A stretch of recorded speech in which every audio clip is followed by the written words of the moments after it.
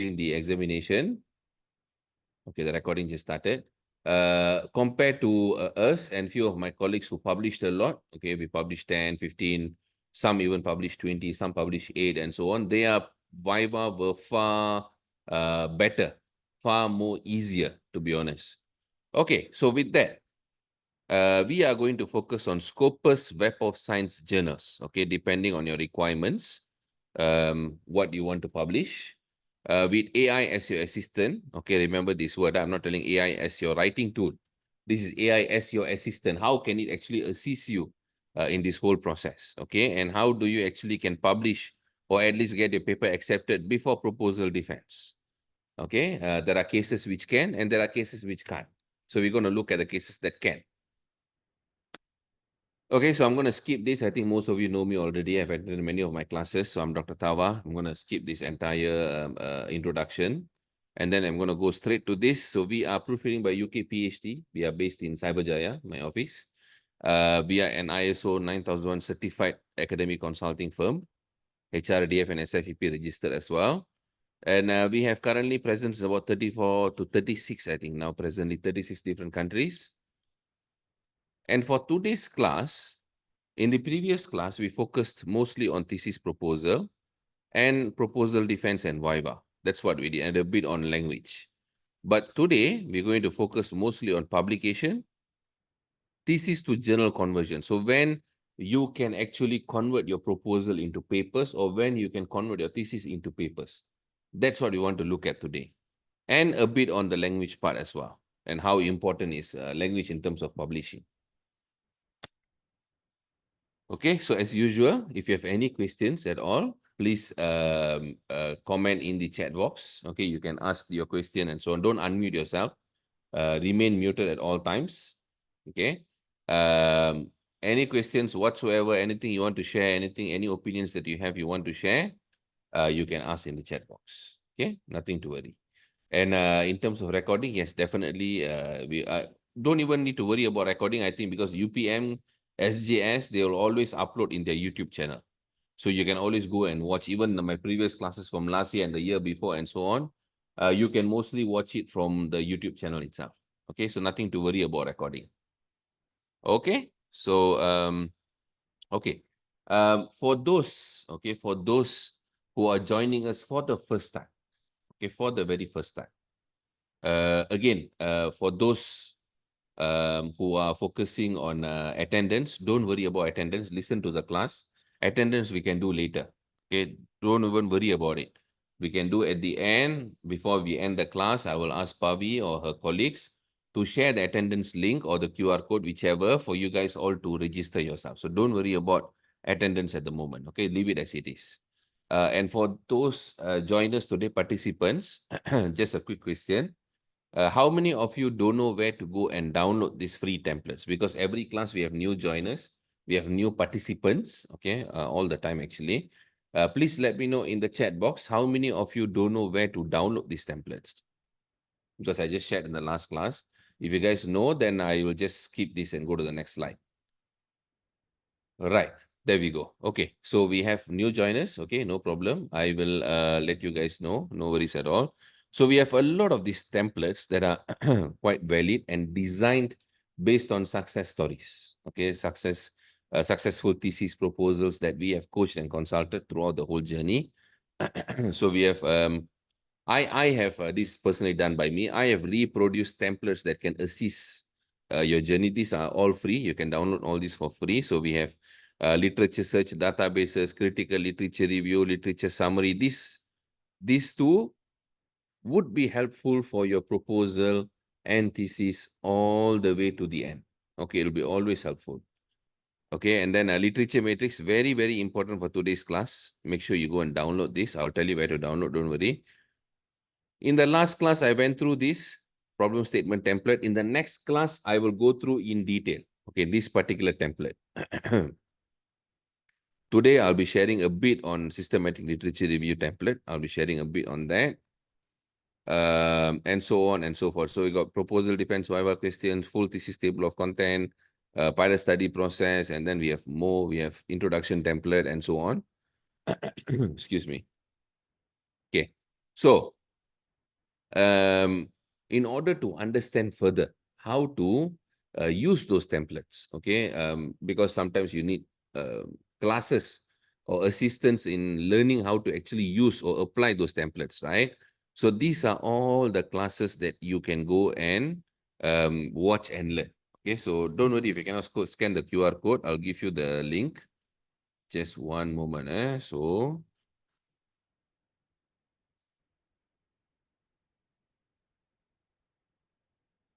okay, so this is our Facebook page. Okay, this is where you can find all the classes. I've shared the link in the chat box already. So if you scroll down here, you can find a lot of information that I shared. Okay, a lot of information in terms of what do you call that? In terms of knowledge and notes and so on. Okay, you can find it here.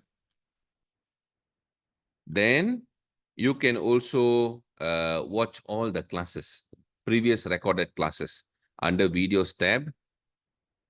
Make sure you like and follow us. Okay, so if you scroll down, this is the most popular class at the moment. Problem statement is the most popular class all the time. After, then will be literature review.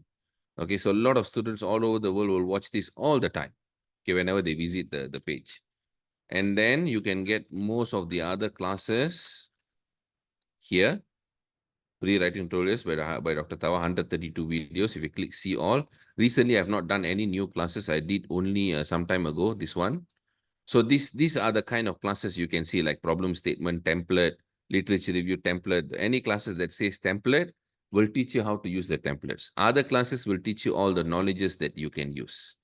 Okay, so there are a lot of classes here related to instrument design, chapter 1, chapter 2, literature review theory, framework, RORQ, problem statement, concept paper, many different classes. If you want to watch, you can go and watch and learn.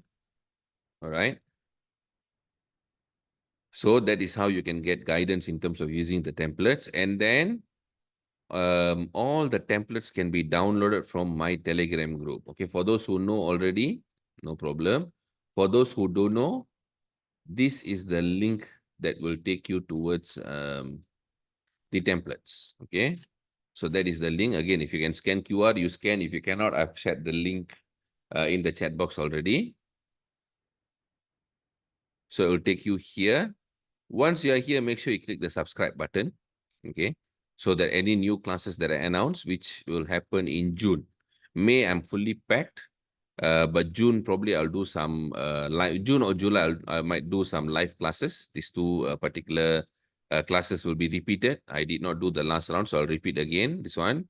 You can subscribe so that you will be notified if and when I announce new classes. Okay, so make sure you subscribe. Just put your email address there. That will be enough. And then these are rest of the links that will get you access to all my resources. Or you can request your journal templates. We will email time. We don't email every day. We'll email like every few months once we will email. Every few weeks once we will email when the requests have accumulated. But you can also individually go and download in this Telegram group. Okay, so if you click this Telegram group, the Telegram will open up. Okay, then you can join here. We got 15,270 members. It's a open group.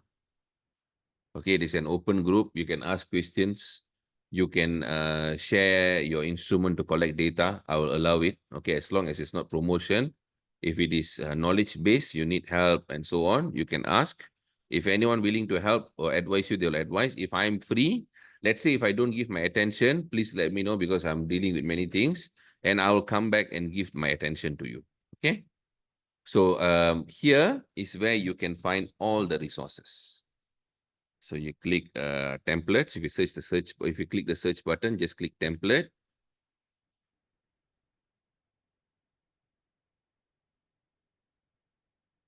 Okay, so this is the templates for, this is the link to all the templates. One moment, let me click here. Templates for UPM. Okay, then these are the review paper notes today. For today, these are the review paper notes, scoping review, systematic review, concept paper sample, and so on. So I'll tag this also. review paper samples. You can download this. And then that is review paper notes. This is sample review papers. These are all the sample review papers that you can look at. Okay, so I've tagged all of it. This is a resource center. If you search for things, you may find. Okay, whatever you seek for, you may find it here. How to do theory, how to design theory, or how to find a theory, how to design a solution, how to write certain chapters, how to design your methodology, your research design, and so on and so forth. Most of it you can find here because we have notes since 2020. Now it's so 5 years worth of notes are here. Okay. So I hope everyone could join Telegram group. Whoever couldn't join, please let me know very quickly. And then a lot of resources you can find on our TikTok channel. So now I'm more active on TikTok than Facebook. So you can basically click here and follow me. So you can click this button. It will take you right here. So here we have a lot of resources, a lot of information I share. So you can watch if you want to.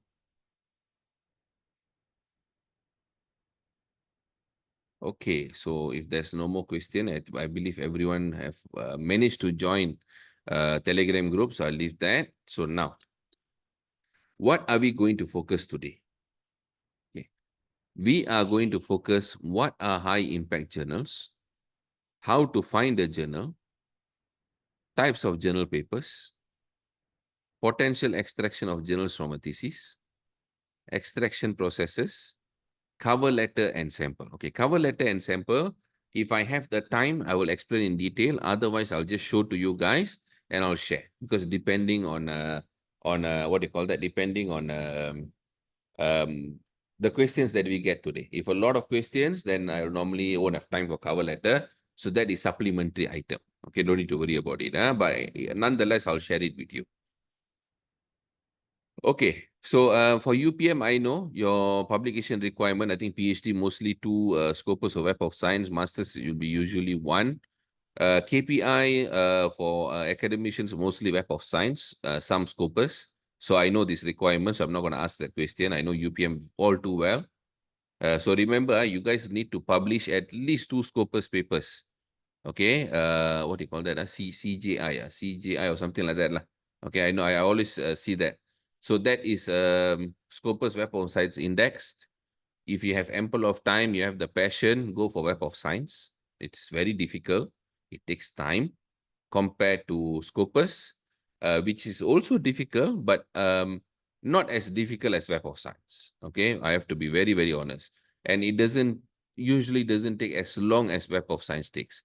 Web of Science can even take more than a year. Easily can take more than a year. All right. So, can you publish concept review paper just from chapters 1 to 3? A lot of people have this doubt. Here are 2 best examples I can share with you. Both of the papers I've worked on. Okay, I had the opportunity and pleasure to work on, both from different areas. Okay, this is from medical area. It is from medical area, public health. One of my clients from Warwick University, UK.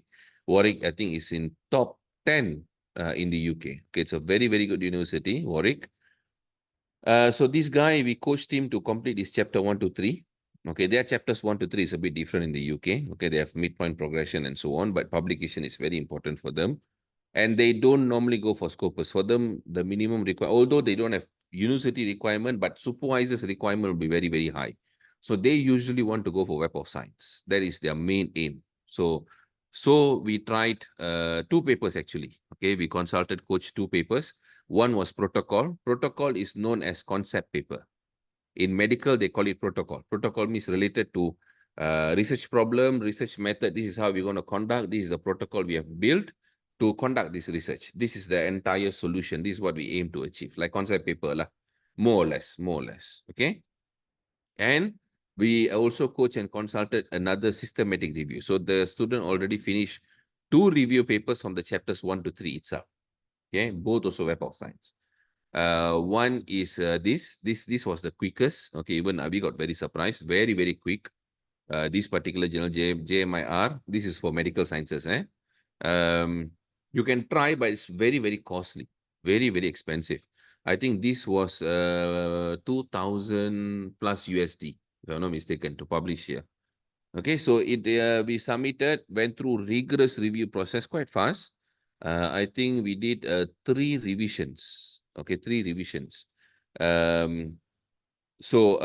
a Q2 impact factor 1.7, SCIE Web of Science Journal, conceptual medical review. Acceptance took us about 6 months. Yeah, 3 revisions. Yeah, I remember this. It was 3 revisions and only 1 submission. That means we never submit. We never obtain rejection and then resubmit, rejection, resubmit, rejection, resubmit. No such thing. Okay, this one was very straightforward. We coached. The paper was fantastic, phenomenal, submitted and went through. But systematic review took longer. For the same chapters 1 to 3, we also submitted to JMIR. Systematic review took us about 11 months, if I'm not mistaken. 11 months or slightly, almost a year. Systematic review took very long time. And that went through 5 revisions, 4 to 5 revisions. Took way longer than protocol. Okay, but that is a Q1 journal. That was Web of Science Q1. I think impact factor almost 4. JMIR got many journals under JMIR publications. So the student already settled 2 papers, Web of Science, okay, within the chapters 1 to 3 itself. Before even he haven't even collected data yet. Okay, now we are coaching him how to do instrument and so on. Okay, instrument validation ongoing and so on. Haven't even started collecting data. Okay, then we have one more example. I have to be realistic here. Not all the time you will get this. This is not all the time. So my mouth went like that. Okay, I was like, wow, 6 months. That is quite surprising, but this is normal. If you ask me, this is pretty normal these days. Okay, so this is Datin Ellis, also a very good friend of mine, a client of mine, a student of mine also, Ellis Neo. Very hardworking lady. So she did her chapter. We coached her chapters 1 to 3 all together from the beginning until the end. We coached, and then after that, she managed to extract the paper. So she managed to extract the paper. After her extraction, we did a content review process. So we went through the content. We gave a lot of comments, and whichever we can edit, we edited, and so on, and then we give it back to her. So after that, she did not choose to do proofreading. She said, okay, I think my English is good enough, so I'll submit as it is. That's what she thought. She said, okay, it is your decision, your choice. So this one, everything we did, that means we language proofread, we choose the journal, we tell the client, this is the journal you can go for, this will be the right journal for you, and so on. But this one, everything done by Alice, okay? We only coached how to write the paper, we improved the paper, we told her this is what can be improved, and then she went on to submit without proofreading and so on. Then the acceptance took 1 year, 6 months. Yes, it took 1 year, 6 months. She submitted first journal 23rd December 2022, rejected within a couple of days. Then she reformatted, resubmitted again 3rd February 2023, because finding journal is another problem, which I'll teach you today, how to look for journals. And to reformat is another pain. Okay, reformatting is a proper painful process. Then journal number 3, 19 March got rejected again. Okay, after this one rejected within, this one very fast. I think within 2 days she got rejected. She updated me every step of the way. And then 19 March got rejected again. Then journal number 4, also 28 March, the same month, she had 2 rejections. Then I told Alice, why don't we proofread and paraphrase? It will definitely help, because it will improve the overall language, the flow of the paper. It will improve a lot. So then she agreed. She said, okay, let's do it. Okay, then we did. Then journal number 5, she submitted on 15 May. So we took 1 month to proofread and paraphrase. Almost 1 month, 3 weeks to 4 weeks. And then she submitted on 15 May. Okay, after all the formatting processes. Accepted 3rd April 2024. Okay, 2024, the paper got accepted, which is a very good thing. This is only a concept paper, not even a systematic review. This is only a conceptual framework paper, small enterprise research journal, Taylor and Francis. Very prestigious publishing group, very, very prestigious, like Elsevier. So it's a Scopus Q2 ESCI Web of Science, already got impact factor. That means this journal will be a Web of Science SSCI very, very soon. Okay, I think by this year it will be SSCI already, because there's impact factor already. Okay, it'll be SSCI Q2, like this, you see? This is already a full-fledged SCIE. This is not a full-fledged SSCI yet. Okay, this is still ESCI. ESCI. If you guys don't know what is ESCI, SSCI, SCIE, AHCI, do you guys know all those? What are those? Like SCIE, SSCI, Web of Science. Do any of you know that here, or some of you might not know? Please let me know in the chat box so that I don't blindly just explain.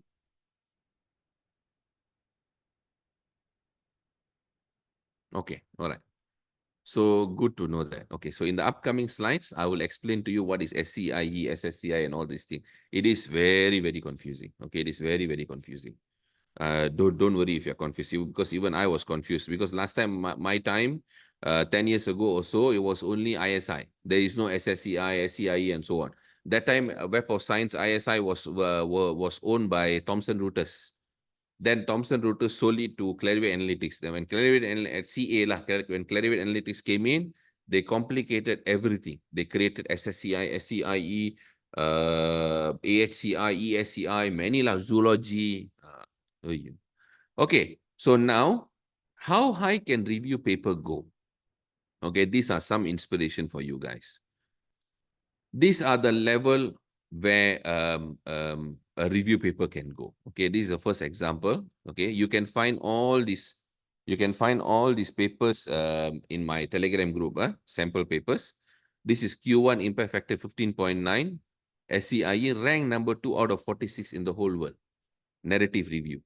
Okay, this is the first paper you should look at. If you want to write review paper, go and look at this paper. This is SSCI paper, Dr. Parvez. Okay, this is Q1 impact factor 13.4, SSCI ranked number 4, conceptual review. This is trends in food science and technology, Q1 impact factor 15.3, ranked number 2, conceptual review. This is from UPM itself, from a very old client, Dr. Bernard. This is Dr. Harold, also your UPM guy. Okay, this is Dr. Harold's first SLR paper. Okay, that we worked on. Q1 impact factor 11.1, SCIE Web of Science ranked number 6. Okay, all these papers, I can tell you, I've personally proofread, paraphrased some, we have coached and so on. I can tell you it was never easy. I need to establish that very clearly. If you think publication, you're going to submit today, tomorrow you get acceptance, or if you submit only the flow straight away will accept, no such thing. Very rare. This case won't happen all the time. This is probably in 100 papers that we work on, maybe 1 or 2 only will happen. Most of the other cases will be like this. Okay, this all took more than a year to publish. Many revisions, many rejections. You have to go back and forth again. So be prepared for that in the arena of publication. It takes time. It really does. Okay. So how to publish in high impact? Okay, high impact can be Web of Science, can be Scopus, doesn't matter. So first of all, you need to do good research. That goes without saying. Formulate important RORQs. Okay, important RORQs. Do not work alone. Do not work alone. Okay, why I say don't work alone? Do not have single authored papers. Very hard to publish. Okay, very hard to publish. Then have solid research methodology and have amazing results. Okay, solid research methodology, have amazing results. If let's say you don't have methodology, you don't have data, go for scoping, systematic review. Don't go for any kind of other reviews, not even narrative review. If you ask me, stick to scoping or systematic review. That is the most valid review methods nowadays, most recognized. Have solid writing and make sure you proofread and don't change anything after the proofreading. See, these are all how this is the embodiment of publishing. Okay, this is the shape of human. Okay, if you look at the embodiment, these all your organs. Okay, make sure you do good research, formulate good RORQ, do not work alone, have good methodology, or go for review papers. These are all the embodiment. These papers will be carried with very good writing and very good language. You cannot escape this. This is the best processes you can go through.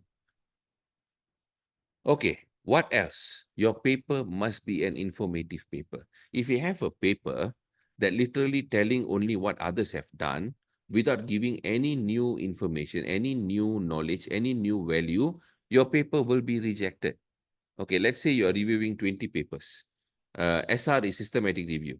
Let's say you're reviewing 20 papers. If you just summarize the 20 papers into your paper and without adding any value, anything new, anything descriptive that you can explain new things, new analysis, review analysis, people won't accept your paper because they can just read the 20 papers and go, why they need to read your paper? So you need something new in your paper, even if it is a review paper. Well-structured with perfect flow, avoid any form of careless mistake and bad language. Must be avoided at all times. Okay? Careless mistake and bad language. And only one opportunity for you to convince the editor. Okay? Only one opportunity because desk rejection nowadays is humongous. Okay, desk rejection. Have amazing cover letter. I'll give you a cover letter today, a sample cover letter, and a lot of patience. Okay. Okay. Systematic review is a class on its own.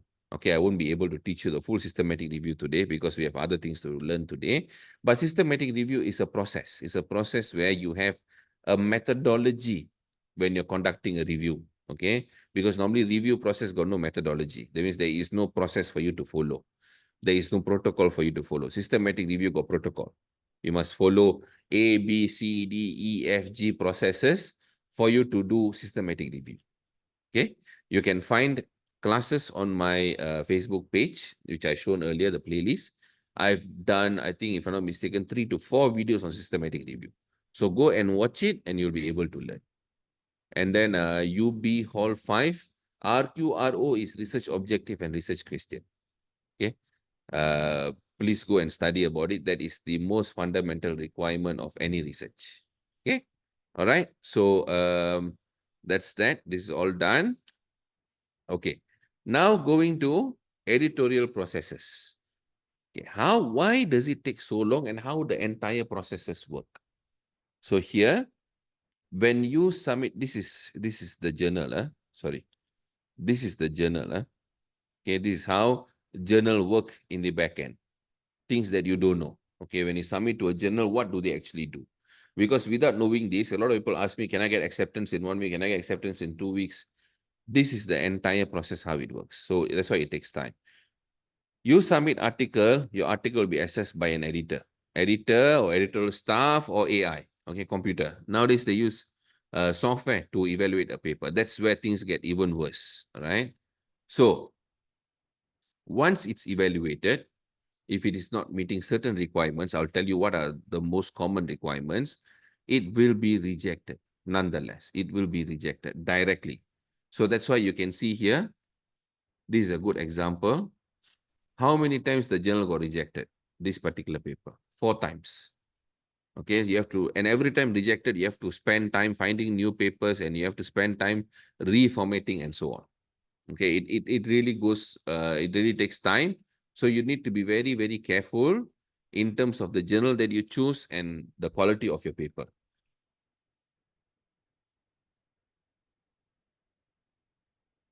Okay. All right, so it'll be rejected. Then, let's say if it is okay, it meets certain requirements and then it goes to reviewers. Reviewers then will evaluate. Evaluate papers will take few months because to find reviewers, to send to reviewers, some won't even respond. That all takes time. Nowadays they need minimum 3 reviewers. Very rarely they're going with 2. Nowadays they need minimum 3 reviewers to review a paper. Okay, after that is done, the reviews will be assessed by editor. Editor then will decide to accept directly or to reject directly or to send for more revisions. Okay, this is what takes a lot of time, very, very long time. So if you have anyone having in your mind thinking you can publish a paper in less than 6 months, you might be right, but I would say that the chances are less than 5%. Less than 3 months publishing a paper, the chances are less than 1 or 2%. Okay, less than 3 months, less than 2 months, there was only 2 journals. There were only 2 journals that managed that. They are now known as MDPI and Frontiers. Okay, and they basically became irrelevant. Okay, Web of Science kicked out some of the journals. Scopus kicked out some of the journals. A lot of governments banned publishing in MDPI, Frontiers, Hindawi. This is history. Don't forget that. So as you see journals accepting very fast, that is all red light. Okay, either your paper going to be kicked out from indexing. Okay, when they kick out everything. Okay, the recently Kurdish Studies Journal. Okay, Journal of Kurdish Studies got rejected. Not rejected, got kicked out. I think all the journals that published in Kurdish, it was a Web of Science journal. All the papers published since 2023, since the beginning of 2023, everything removed from the database. Everything gone. They only traced it now, and they removed everything. So you need to be very, very, very careful. Okay. So from here, it goes to, so now it goes to these processes. Very rarely a paper will be accepted on its own. Very rarely. Okay, not most of the time won't happen. I would say of 16,000 papers we have worked on, only 4 papers got accepted without any reviewers' comments. Okay, so usually it'll go through review processes, usually. Okay, or will be rejected outright. So these review processes, you must do it very, very carefully and respond to it very, very carefully. Okay, must be very, very careful in that manner. Okay, now coming to writing a paper. How fast can you write a paper? How can you process a paper? Okay, how quickly you can produce. So the production of a paper, okay, this particular part to here and to here, when you read a paper, okay, when you read a paper, if you feel certain parts are very relevant, very related to what you're doing, okay, very relevant, very related to what you're doing, then you want to take those parts, you want to take those segments of writing, you can take it. Okay, you can take it because most introduction, most literature review are repetitions. You can take those parts, look at those parts, okay, take those particular parts, rephrase, paraphrase to your own topic, paraphrase to your own title, okay, paraphrase to your own focus area. You can do that. We don't call this plagiarism. We call this adaptation. You adapt quickly. This introduction is all very relevant. Most of the data here is what I can use or what I want to use. You take it, you paraphrase very quickly, and you can reuse it. Okay, don't just copy and paste it. You need to change the content. You need to change according to your own relevancy. Okay, remember this. So this is what we call, this is why paraphrasing is a wrongly hated tool. This is the secret to speed writing. This is how people write very quickly. They generate many papers. If you see some people, they generate 20 papers a year, 30 papers a year, 10, 15 papers a year. This is how they write very quickly. Okay? But do not paraphrase with Quillbot. Do not paraphrase with Quillbot or any similar AI tools. There are 3 reasons why. Very, very important. There are 3 reasons. I always emphasize you paraphrasing on your own to reduce any form of risks. Okay, this is a phrase, a paragraph from a student from USM. Okay, from a student from USM. He finished his thesis only towards the end. He wanted to publish a paper. Right now, he wants, this was from last year, if I'm not mistaken. He wanted to write at least few papers. This is one of the papers. So he copied from his thesis. But it's 100% plagiarism because the thesis is submitted to his university. USM has a policy where once you submit the thesis, it will be stored in repository. Okay, it will be stored in repository. Then, from here, what he did, he used Quillbot, okay, to paraphrase. Otherwise, he cannot submit the journal, right? So after Quillbot paraphrasing, he submitted to the journals, I think a couple of journals, they all rejected. One journal in particular said, don't resubmit. Okay, don't resubmit as some of the content is not true. Some of the content carries, what do you call that? Carries imprecise information. Okay, this is one of the type. So here, if you look at it, I've analyzed Quillbot into 2 different segments, red and yellow. Okay, this is the red part. The yellow part is bad structure grammar. bad grammar and bad structure lah, yellow color, after going through Quillbot. But that's okay. Okay, that's okay. That one you can fix it easily. That is not my concern today. My concern here is red, total change of context. Okay, total change of context. Example, okay, example. This particular line. In 58, DRUN, okay, DRUN is a module, okay, DRUN, a distributed scheduling algorithm for general TDMA WSNs, okay, time division multiplexing access wireless sensor networks is proposed. A distributed scheduling algorithm. So we know this is an algorithm, somehow distributing the time based on an algorithm. But what Quillbot did, this is technical term. You shouldn't change technical term. Algorithm and so on. This all you shouldn't change the technical term. So what Quillbot did, Quillbot changed it to a distributed scheduler for general TDMA WSNs. Now end up, we don't even know what is a distributed scheduler. If you read the original content, you would know this algorithm. But let's say you never read the original content. You don't even know what is this. A distributed scheduler for general TDMA WSNs is proposed. So this is totally taking out of context. These are simple things that a student might not realize, okay, that will lead to more problems. Okay, another example, very, very crucial example. Okay, here it says, TDMA scheduling schemes are very complex and mostly require centralized implementation and can potentially, okay, potentially increase end-to-end latency. Potentially, this is what the student is proposing. So you say potentially it can increase end-to-end latency. But what Quillbot did, Quillbot changed the whole concept. It changed to can, okay, not may, can theoretically increase end-to-end latency. The moment it says theory, okay, for academicians, the moment we say theory, what it means? It means, okay, it literally means that there is a proven work already. There is a proven formulation already. Okay, that means people have already done it. They've already proven that there is a theory and we can use that theory. That is how generally we will think. So when you change, what do you call that? When you change, what is that word? Can potentially to theoretically, the entire context change already. This is the major reason this paper was rejected also, this particular phrase. Okay, and another manner that Quillbot will reduce plagiarism is by doing this also. Okay, see n to n, this is wrong actually. It should be n-2-n. It's not a big deal. I mean, you can just leave it as it is. This is not a big concern, but this is how it plays around. Okay, this is how it plays around. So if you just want to change potentially to theoretically and so on, this one even you can do yourself. Why you need Quillbot? If it is paraphrasing this stupidly, you can do it yourself. You don't need what do you call that, a tool. A tool is causing this kind of problem havoc, which you won't even realize that is actually a problem. Actually, it turns out it to be a major problem. So within a paragraph itself, all these red colors change context. All of this. Okay, it changed context already.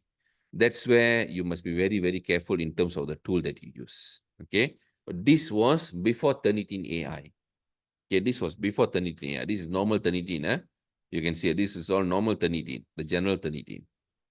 Now, after Turnitin AI, now comes two more problems with Quillbot. So this is an experiment I did. You can watch the video here. I've done live video. This is the video. Okay, but you can go through it later lah. It's on my TikTok on the usage of Quillbot. I'll share the link here. So, Turnitin AI. So first, I got the content from an AI tool. I think this was Perplexity, if I'm not mistaken. I got that 100% Turnitin AI. Then I paraphrase with Quillbot. Okay, paraphrase with Quillbot. Then I scan. The first round paraphrasing with Quillbot from 100% went to 89%. You see here, AI, 89%. Okay. After that, I paraphrase again. So 1, 2, 3. Okay. And then number 4, I went back to Quillbot. I went back to Quillbot again.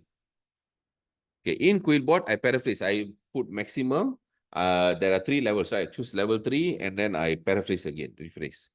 Once I did that, come number 5, I scan again. The Turnitin AI went on 94%. So that is the range. I did few tests.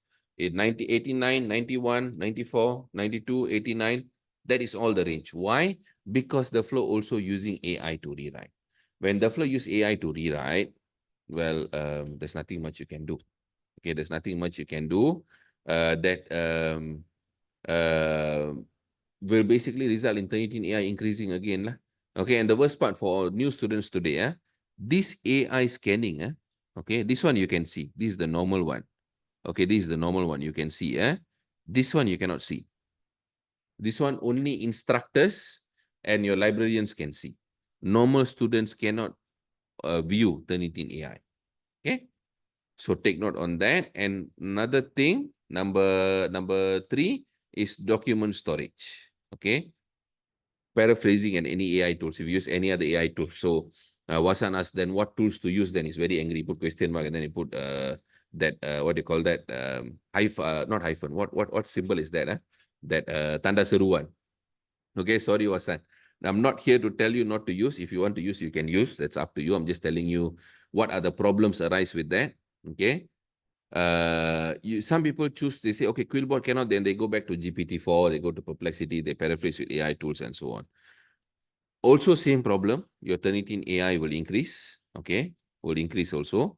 But worst of all, Quillbot, okay, as Quillbot is not that bad in terms of document storage, but AI tools, Perplexity, ChatGPT, whichever involves learning, okay, they learn from your text, Jenny AI, Perplexity AI, ChatGPT, any tools that you can write, okay, you can produce answers, can give you RORQ, can give you problem statement, anything that it can write for you, it can give you the answers. That all will have ChatGPT risk of plagiarism. What is that ChatGPT risk of plagiarism? Read this particular part. Okay, this is from a very famous blog about ChatGPT. This is technically true. Okay, you have to understand, it's important to keep in mind that LLMs, what is LLM? Large language models. Large language models are AI tools. Okay, cannot come up with new ideas, reason or logic. They cannot come up with new ideas. They only combine answers from different sources. They merge it together and they paraphrase and give you. Okay, the AI used in LLM's algorithm simply predicts the next most suitable word in a sentence for you based on the what you call that, based on the memory, okay, based on whatever you have helped AI tool to store. Okay, this prediction is based on text that was used to train it. So using ChatGPT in scientific writing process poses the very real risk that text similar to what the LLMs is giving you has been already written somewhere by someone. Remember this particular line, not only ChatGPT, any LLM model, that is their nature. It's like human. You cannot stop learning, right? Humans, we cannot stop learning. Whatever you see, you learn new things. Okay, how to buy things, how to talk to people, how to write thesis, how to, everything you're learning. You cannot stop learning. It is just what you are made of. Same goes to AI tools. They will learn from your document. They will learn when you upload your document into Perplexity, whatever you write lah. You get answers from there, it's okay. Okay, but you have to remember that answer is given by someone else. Someone else probably uploaded their document, their books, their journals, their thesis, their proposal, their papers, whatever uploaded. The flow will goreng that answer, will rotate the same answer, spin it, and give it to you. So when you upload your latest research proposal with new RORQ, with new framework, with new theory, you ask the flow to paraphrase or proofread, the flow will store all the documents. The flow will swallow everything, train. When the next person, let's say now you're just entering your research, first semester, writing a proposal, you uploaded already, and your proposal is ongoing. This one happening, that's why this kind of block coming up with this information. Now you're writing the proposal. You uploaded already, okay? In 4 or 5 months' time, another student is registering somewhere, or they are trying to write a paper similar to what you're trying to do. Similar to what you're trying to do, okay? Your answers will be rephrased and given to that student. Not entirely your answers, all the answers similar to your topic, including yours, will be rephrased and given. Okay, always remember this. Before you upload onto any AI platform, think twice.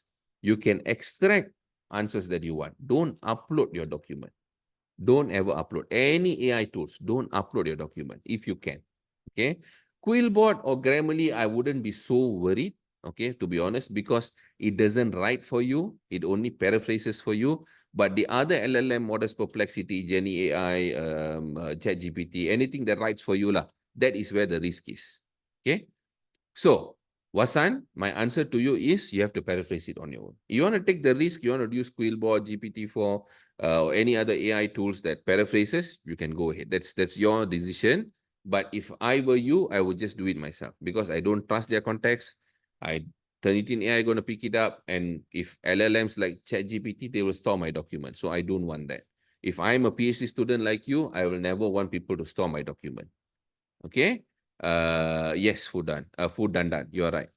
I thought Quillbot has a Turnitin checker. That Turnitin checker is not Turnitin. That is just a plagiarism checker. You can even find it online. Those are useless. Okay, those are useless. You try scanning in your Quillbot, and Grammarly's got plagiarism check. You check your plagiarism in Grammarly, you check your plagiarism in Quillbot, okay, and then go and check in Turnitin. You will find a lot of difference because Turnitin the most comprehensive plagiarism checker, and nonetheless, that is what the university is using. So you better use the same. You go, let's say you're writing now, you plagiarize, okay? Ethically or non-ethically, you plagiarized. You used AI, you scan. The first say, okay, AI detection removed. No more AI detection. You go scan Turnitin AI, the first show 70%. What are you going to do? There's nothing you can do. Okay, you have to paraphrase everything. So might as well you check with paraphrasing, Turnitin AI. Okay. It's not an anti-AI workshop. It is an awareness workshop. Okay. How you guys want to take it, that is totally up to you. Again, I'm not stopping you guys from using it. Okay. You want to use it, you use it, but it's my responsibility to tell you where you can go wrong or where you must be a bit more careful. Okay. Firal, Grammarly does offer active touch, improve it. Is it still okay? It's not considered AI. Okay, Grammarly got two different things it does. Okay, one, it changes grammar. Okay, once it changes grammar. Next, it will rewrite for you, sentence suggester. Okay, to be honest to you guys, I only knew about all this when clients come to me with problem. That's how I know, because otherwise I won't know. I won't have time to do experiment all the time. I'm only telling you all this. I will show you the literal example today, but I will only know all this based on example problems that other students face. You guys not facing it because you are surrounding people who likes to use AI. But when you go to your submission time, that's when you will know how it's going to basically reflect back on you, how it's going to backfire you. Okay. So to answer Firal, your question, when you change the, what you call that, the grammar part, which has been there for very, very, very long time. When you change the grammar parts, that is okay. But when the flow rewrite sentences for you, okay, this is not me, this is just Turnitin AI. If you guys not happy, take it up with Turnitin, okay? When the flow rewrites for you, the sentence suggester, the flow gives you thick sentences, right?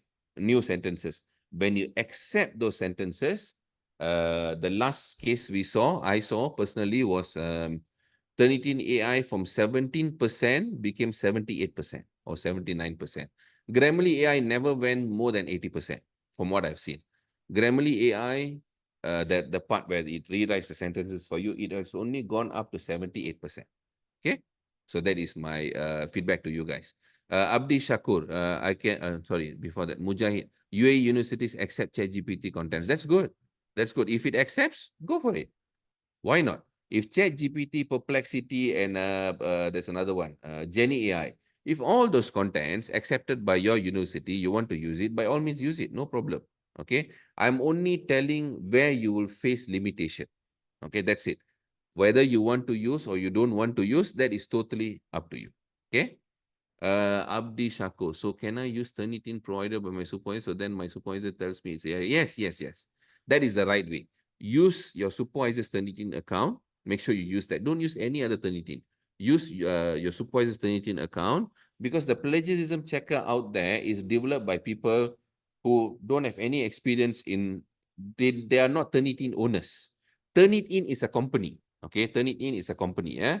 The plagiarism checker done by undetectable AI, hex check AI, Quillbot, and then Grammarly plagiarism checker. These are all standalone. Turnitin, the normal plagiarism checker, and Turnitin AI. Turnitin AI launched last year, April. But Turnitin itself, the company, is existing since 1998, 1997, I think.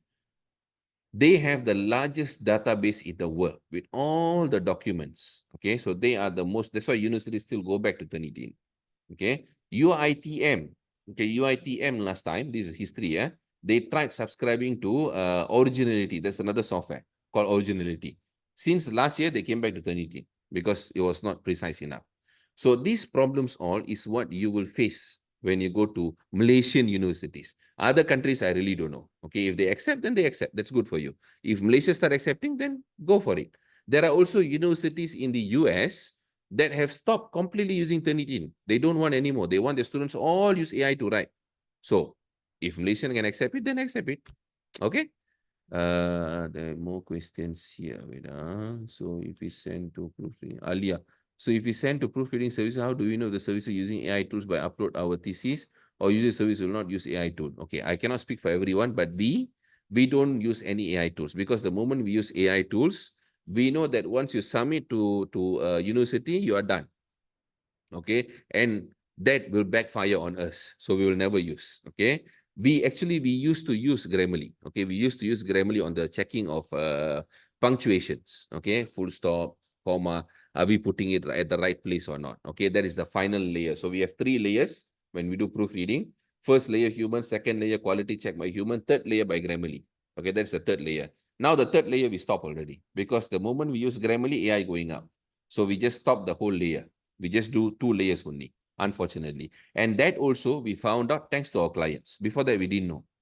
Okay, thanks to our clients who, not our clients, our new clients who came after using Grammarly AI, that's how we found out that, okay, we have to stop using this. Then when we went back and scanned, and there was problem. Okay. Other people using or not, I don't know. But if other people using, you don't need to take their service. You can just use AI tool yourself. That's it. Okay. If you want to double check, always scan your document and turn it in your supervisor's account or library account before you send for proofreading. After proofreading, you scan it again. Okay. Batusha, how about paraphrasing websites tools? Same thing as Quillbot. Okay, same thing. My advice to you, don't use it. But if you want to use it, that is up to you. Okay. Whatever the backfiring happens, that is for you to deal with later. Okay. If I were you, even for my own research now, my own papers, I still write. I never use any tools. I just do it by myself. People will say, oh, you have experience, you can do it. Yeah, but I was like you guys last time. I had zero knowledge. I learned through my own. That time got no AI tools. Okay. Sylvester entry. AI cannot cite correctly.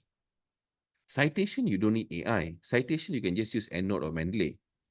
Mendeley and EndNote will cite very, very precisely. You don't need AI to cite papers or what do you call that, to do citation for you. Okay, one moment, excuse me. My phone is ringing from just now.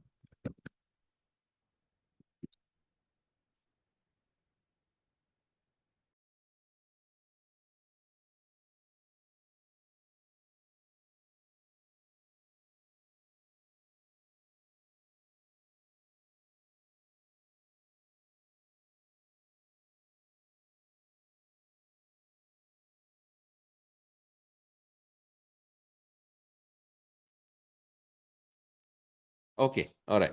So AI cannot cite correctly. Camila, this is very nice. Okay, you guys asking a lot of good questions. Doctor, this is what I usually do. I rephrase sentence on my own, paste it in JGPT and Quillbot at the same time, and then I rephrase again from both sources to construct better sentence. Is it okay? Yes, okay. But whatever you paste in LLMs, be careful, lah. Okay, because they are storing your idea. They are storing, especially your RORQ, your problem statement, your core idea, your framework, your theory, how you have constructed a sentence. They will find logics from it. They will try to interpret your writing, and then that is already registered. That is already a finding for LLMs. And if anyone else in the world doing something similar to you, when they go and ask query questions, the answers that come, right, it is synthesized from the information that you are entering into, papers, books, discussions, I've mentioned about this in the last class. Your discussion, everything is registered. The floor will process it and then give it out. Okay. Okay, very simple. Are you willing to give out your thesis, your proposal to other people who you don't know so that they can copy?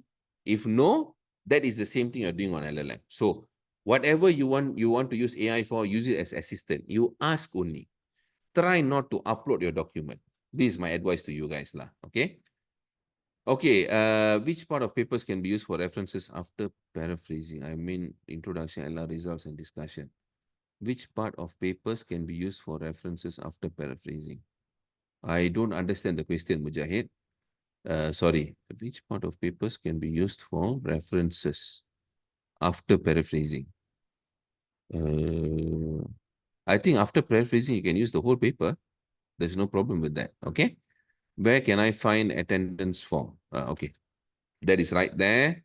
Okay, Abdi Shakur, if I delete the conversation after every chat from ChatGPT or any AI tool, is it okay or no? It is still stored. The history is done already. You delete or don't delete, it doesn't matter. The flow already registered already. Okay, this is not human. You can just go delete. Hey, you forget this information. No, these computers, they have petabytes of memories. Okay. Tom, Doctor, I'm worried if I'm not using paraphrasing tools, there will be grammatical errors. But if you use paraphrasing tools, then your Turnitin AI will go up, your context will change. So which one is more severe? Ask yourself. Okay. Yuan, can I only ask GPTs my RQs any risk? You ask can. Try not to upload. Okay, you ask can. But remember, when you ask, if someone else, see, whatever research you guys are doing, it's not unique now. It's just incremental. Okay, this is not fundamental research. It's applied. We are spending a lot of time here. It's applied research. Okay, it's not fundamental research. That means you're adding only maybe 10% or 5% to the knowledge. You're not adding so much. So when you ask questions, there is a lot of chances that someone else will already ask the question or the RQ already used by someone else. Okay. So if you taking that and just plugging in, that means someone has done it before. That's why the flow knows the answer. Otherwise, the flow don't know the answer. Remember that. A lot of you don't understand that. The flow not magically synthesizing and giving a new answer. The answer is already there somewhere. The flow just patching together and giving you an answer. This answer is already somewhere. Someone on the web has talked about it, has spoke about it, then the flow take that, you ask her, the flow give you. Okay, remember that. Okay, a lot of people think AI is very intelligent. It is not. I'm not against AI. I just find it not interesting at all. The more I delve into it, the more I research into AI. The more I research into AI, the more I use it, the more I find similar answers. Okay, you try using it frequently every day, you'll get frequent. Then you go online, you search. The flow paraphrase already, you cannot find the exact answer, but you go and try to find contextually, you will find the answer. I'll show you today. Okay. All right. So even my own sentence may be detected as AI assisted by Turnitin, even though it is mine to begin with. Yes, the way you write. You need to see how you are writing it. Okay. So, okay, very quickly, these two last questions I need to continue ready. What type of paper that should student publish in a first year of study? Systematic review, definitely. Okay, Shahidul, I have a question regarding my research proposal. Show 15% plagiarism, but turn it in. Is it high? 15% is okay. Less than 20% is good. Okay, so let's continue. Okay, so under Web of Science, you got SSCI, SCI, SCIE, ESCI. SSCI is Social Science Citation Index. SCIE is Science Citation Index Expanded. AHCI is Arts and Humanities Citation Index. ESCI is Emerging Sources. That means new journals coming into Web of Science, not old ones. Okay, that is the difference. And then Scopus is just Scopus lah. Okay, rest of the indexing, ABDC is important for business people. ERA, I wouldn't be bothered. If you want to find out about a journal, whether a journal is good to submit or not, always go and find in Bill's List or go and find in Retraction Watch. Okay, there's a new website called Retraction Watch. Very, very good. Okay. All right. How to find a journal? You finish writing ready with all the tools you want to use, with all the knowledge you have, with all the information you have. You wrote the paper. Now you want to know where to submit the paper. First technique. It is very, very important skill to have. First technique.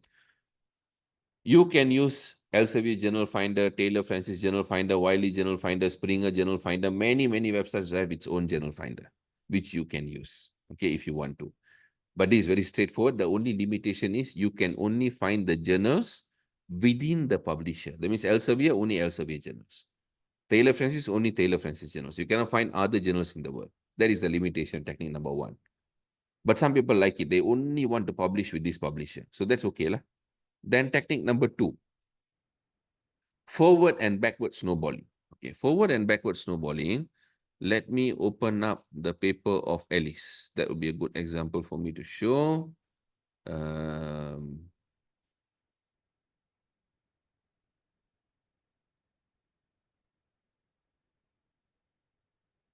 Not this. Notes. Okay.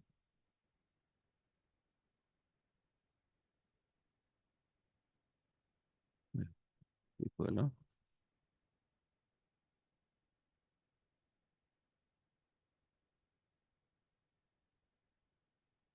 Alamak, I don't know where I put the paper. Just give me one moment. Journal. Notes. Now you guys can use can go for attendance form. Let me get the paper. Here is the attendance form. Okay. Use this. All right.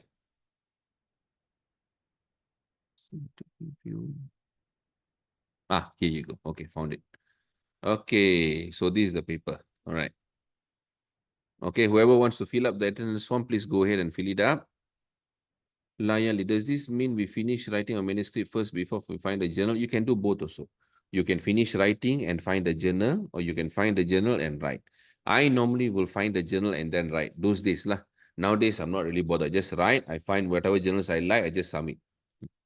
It totally depends on the type of papers you're writing. If you're writing very long, then it's better you find a journal first, because not all journals will accept lengthy papers. Okay, so this is an example of how you can do backward snowballing and forward snowballing. Okay, so this is on how to find a suitable journal. Okay, so how to choose appropriate journal for my paper. See, follow this. Okay, this will tell you. So let's say you're reading this particular paper. This is the latest paper. You're reading this paper. You want to that means if you're reading this paper literature wise, that means your topic, your paper is very much related to this. Okay, this particular topic, and then from this you want to publish in a journal similar to this topic. Okay, so what I do, I normally go to the reference list first. From the reference list, I can see what are the journals that I can publish in. So if this paper cited all the citations, that means somewhat they are related. So that means I can try this journal, European Journal of Economics and Finance. I can try this journal. I can try this journal, this journal. These are all potential journals I can submit in. Okay. All right. So these are all potential journals. See, small enterprise research. This is the same journal as the current one now, where Alice published, small enterprise research. You see, she went for this because her citation, okay, also published there, small enterprises. You can find 3 or 4 here. There one more here. Okay, you can find 3 or 4 or 5, I think, in total in this reference list. That is a potential why she's also submitted to this journal. Okay, that is backward snowballing. That means you're going back in time. That is how you can quickly find where you can submit to. Now, let's say you want to go to forward snowballing. So you copy your citation, okay? Then you go to Google Scholar.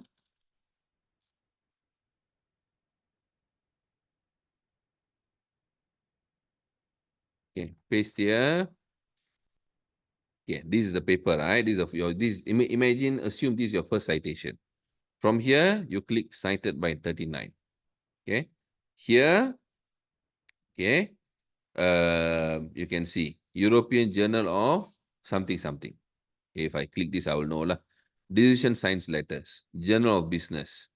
This is a journal also. Small Enterprise Research. You see, Small Enterprise Research. Journal of Family Business Management.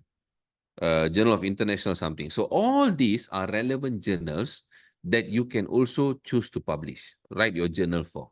Okay, again, you type the literature, you click this cited by. That means how many journals after this journal in 2016, after it was published, how many journals cited these papers after that. So based on that, you can choose. You can even go by sort by date. Sort by date. This is the latest one. Okay, you can even look at the latest ones. These are all the latest ones that you can go for. Okay, that is the beauty of Google Scholar, lah. Right? So, how to choose appropriate journal? So, I've answered you, Dr. Hira. That is the best approach. Okay, and there is one more method also. I'll show to you in a while. Sorry, doctor. What is the second web for finding whether it's a journal, web of science, or retraction watch? Retraction watch. Okay, I've typed it out. Okay, now going back to ChatGPT. Okay.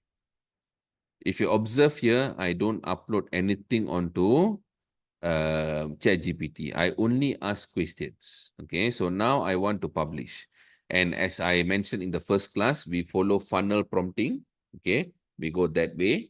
Okay, so that means from broad, we go down to narrow. We go to our focus area.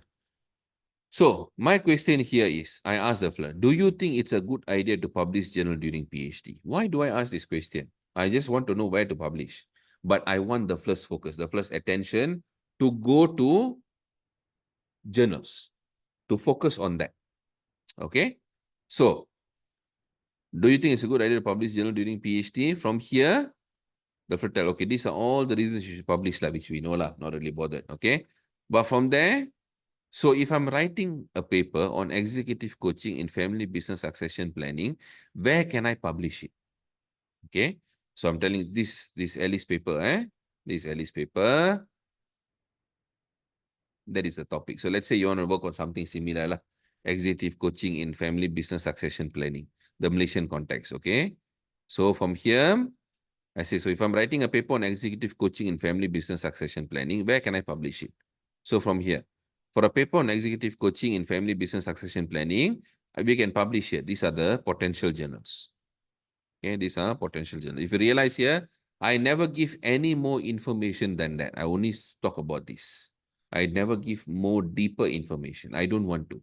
Okay. So the flow give me all these journals. So if I open family business review, which is this, okay, Sage journal, impact factor 8.8, too high. For a systematic review, for a conceptual review, it is very, very high. You can, I'm not saying you cannot, but you'll face a lot of challenges. It will take very long time for you to publish. Okay, so if can, focus your review papers to Scopus. Focus your empirical paper to Web of Science. This is normally I'll tell you in terms of strategy. That's what normally I'll advise. Okay, so this is 8.8. I don't want this. Then I go to Journal of Business Venturing, which is this, Elsevier Journal, 8.7 impact factor, very, very high. Impact factor more than 2 or 3 is already Q1, Q2 already. Okay, impact factor more than 3. Okay. So, what range of impact factor considered low? Less than 1. Less than 1 is considered very, very low. It's already Q3, Q4 already. Okay. Okay, next thing, Journal of Small Business Management. Okay, this one I never go through because it's all very high impact. So I only shown 2 examples. So from here, I tell the fellow, I only want Scopus. Okay, I only want Scopus. Can you provide us with record? Record of what? Sorry?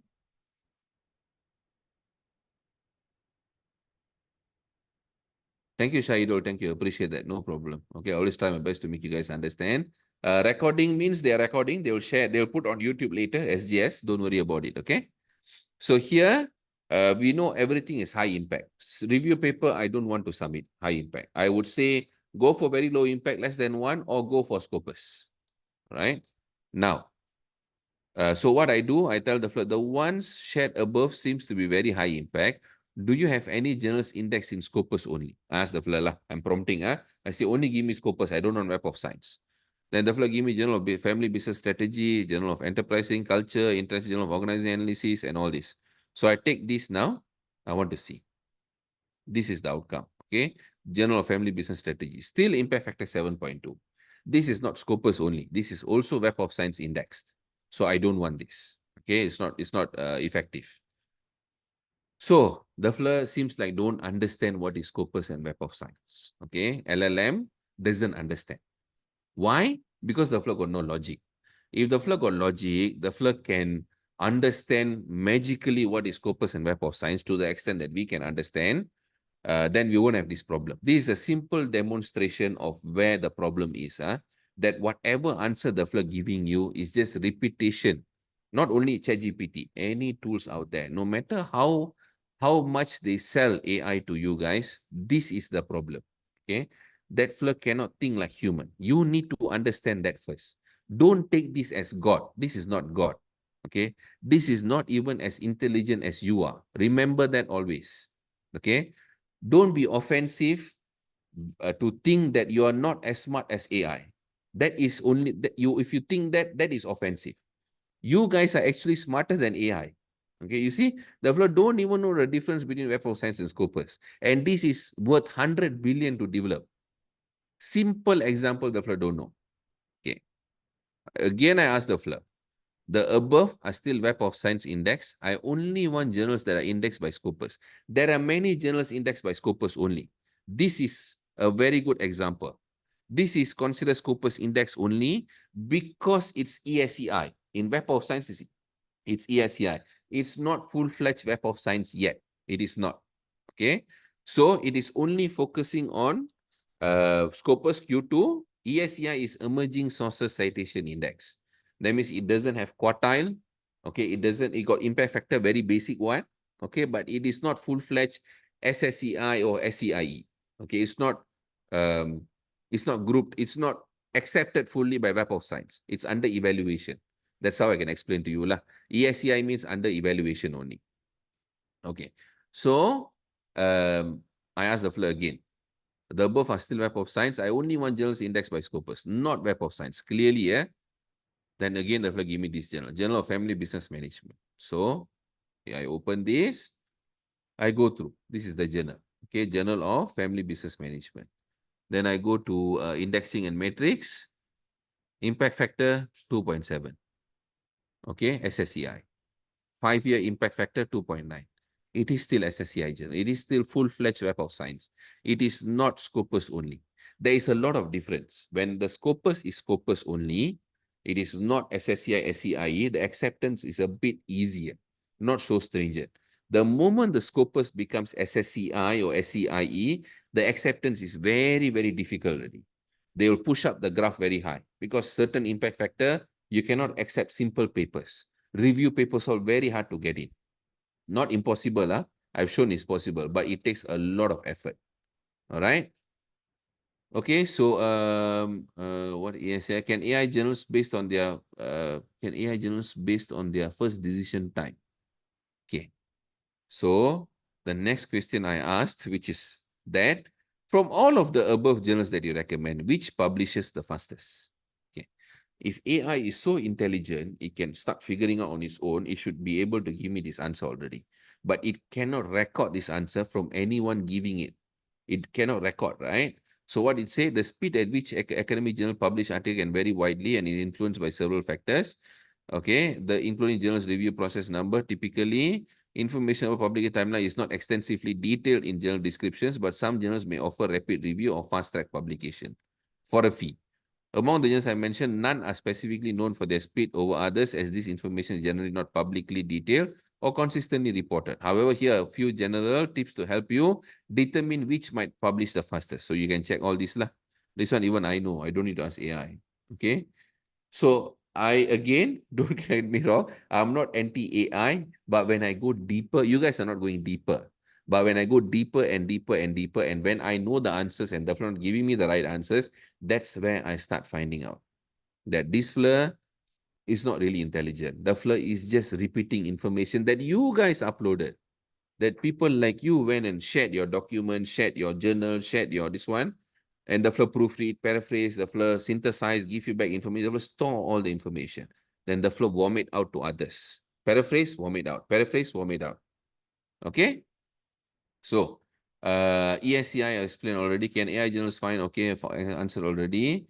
Dr. Hira, what's the difference between SSCI, ESCI? Which one should we aim for, doctor? If you're only one Scopus, go for ESCI. If you don't want Scopus, you want Web of Science, go for SSCI. Okay? What type of obligation that required for graduation? That one you need to ask with your university, Aiman. That answer should come from your university. Okay? But as far as I know, UPM accepts Scopus only, if I'm not mistaken. UKM changed. UKM is moving towards Web of Science already. Yuan, how to tell whether it's more easier to publish for journals? No way. No one can tell you that answer. You have to test and find out. Okay? What if you don't recommend AI, then you are holding this talk only to recommend us to use our own brain? No, I'm recommending you to use AI. Okay, and it's not wrong for you to use your own brain. Okay, I hope you understand that in the first place. But I'm recommending this, how you can use it. Okay, don't just take the answers as the floor gives you. Okay, you need to go and do your due diligence. You see this? A lot of people just take this and paste and move on. But I'm telling you, whatever answers the floor give you is reprocessing of what others have given or from other websites the floor recorded. Then the floor synthesize, the floor just vomit out the information to you. So it's your part. It's a center where the floor can give you the answers based on the floor's knowledge. It's your part to take the answers as an assistant and go and synthesize whether the information can be used. If your paper is ready, you have confidence your review paper can go to impact factor 2.7 or impact factor 8.8. If you have confidence, submit. If you don't have confidence, which I have experienced, it's going to be very difficult for you to publish here. I know that, so I don't want this. Okay, so I'm telling AI, give me only Scopus. But the floor not giving me Scopus only. That is where the limitation is. So I am telling you, you can use AI as an assistant, but you need to be more intelligent than the AI.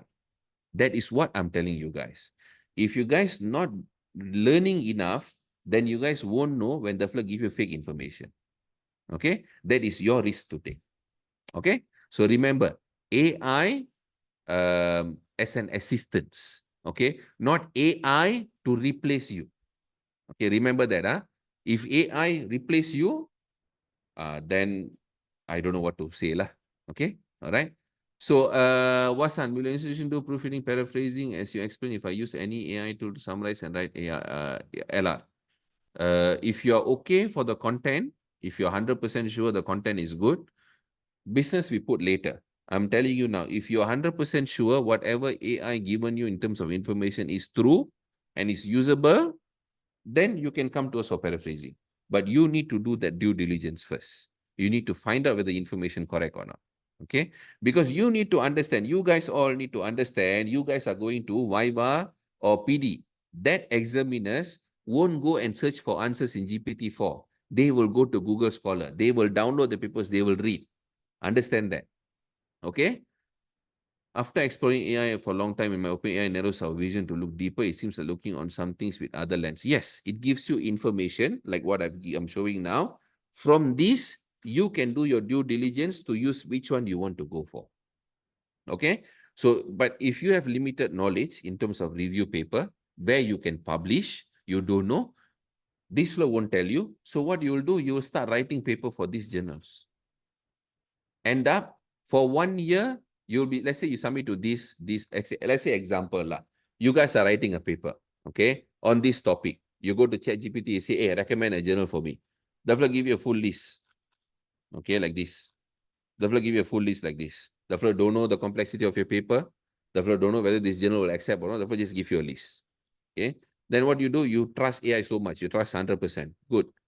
You go and submit one. You submit this impact factor. Review papers not strong enough, not most of the time will be rejected. Okay, reject. Then you say, okay, GPT-4 give me this. I go submit here. Impact factor 8.8. Submit. After 2 months, reject. After 2 months here, reject. After 2 months, this will reject. After 2 months, this will reject. After 3 months, another journal reject. Your 1 year, 1.5 years gone. Who's going to bring back that time? You trusted solely on AI. Okay, you say AI is very intelligent. Okay, you're calling me anti-AI. You say AI very intelligent. You follow this, you submit it. You don't know the actual fact, whether the flow can submit, can accept or not. That's where the problem arises. What you should do, When the floor give you the journals, you go to Google Scholar, you type out this journal, okay, and then you go through systematic review or review paper. You see whether this journal publishes the review papers or not, and how often they publish. Every year, how many they publish. Out of 100 journals, if they only publish 3 review papers, that will tell you how challenging it is to publish in their journal. That is how you do your due diligence. Remember, due diligence. Don't plug and play. Use it. Don't plug and play. It might sound offensive, but most of you not trusting yourself. You guys are trusting AI more. I am telling you, AI is very stupid. Understand that first. Okay? I am what type of publication required for PhD graduation? SCI, check with your graduate school. And then there is a new concern. What if the reviewer uploaded my work to AI? How can I know? Oh, that one I don't know. Al-Muhana, that is a very good question. That is something that that is a very valid question actually. But to be honest, I don't know. I don't think journal will take that risk. Okay. Journal will take the risk. But yeah, very good concern. Very good question actually. But you can know the moment the flood upload to, but there is no reason for the flood to upload. If you think about it, why the reviewer want to upload your work to AI? They don't want to. They might upload your work to Turnitin AI. They might to check whether you copied or not. But they have no reason to upload your work onto Turnitin AI. Okay? There is no reason. Any tips on paraphrasing ourselves? You can go to my Facebook page.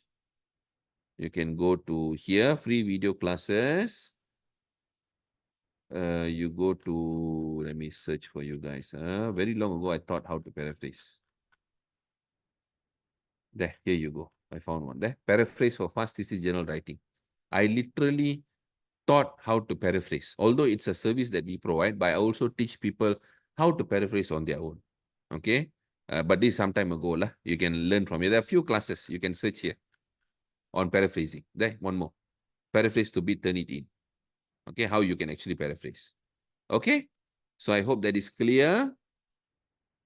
The reviewers will not put it in the repository. They won't. I don't think they'll apply it. They'll upload to AI. I mean, any AI tools. No reason. Okay?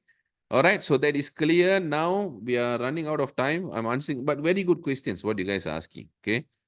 Types of journal papers that you guys can write. Okay. What you guys can focus on in terms of journal papers. Okay. One, you guys can focus on original paper, original research. One more, you can focus on review articles. Okay. Two different journals, original research, review articles. This is what I would strongly recommend lah. Okay, at the very early stage, you guys can start writing systematic review. Only systematic, just as someone asked me what is systematic review. Okay, systematic review is the only review type, not, excuse me, not the only type, one of the review types that have given guidelines. Guidelines for you to follow. Okay, they are the same. SLR, systematic review, they are the same. Systematic literature review, systematic review, the same. A lot of people trying to differentiate that. It is exactly the same. Okay. Then we have meta-analysis. If you want to add on, if you want to make your paper stronger, you want to go for high-impact journals, then you can add on meta-analysis. Okay. Then you got Cochrane review. Cochrane review follows Cochrane manual. It has its own guideline also. Okay. Then you have scoping review. Scoping review is another matter. I'm not going to review. I'm going to talk about it today because there is a class on its own, but it also has its own guideline to follow. Okay. Then narrative review, critical review, conceptual review, state-of-the-art review. All these are old school review method, which doesn't use any protocol, any guidelines. Okay, it doesn't use. That means this is old school cowboy style. That is why all these are a bit difficult to get acceptance these days. Okay. So now what we did a bit of hybrid when we started coaching recently, not recently, since last year. I started experimenting. I published my own paper also with that experiment. I combined conceptual review with systematic review. I combined both and the results were very, very good. Okay, very, very good. So these are the type of review papers you can focus on. If you ask me, focus on this. And you can also focus on this. These are the two types of review papers you can focus on. SR and scoping, systematic review would be good, Abdi. Systematic review would be okay. Scoping review is actually more or less the same. You can focus on both. Scoping review will allow you to include literature, not only from empirical, you can also include review papers, you can include theses, you can include what do you call that?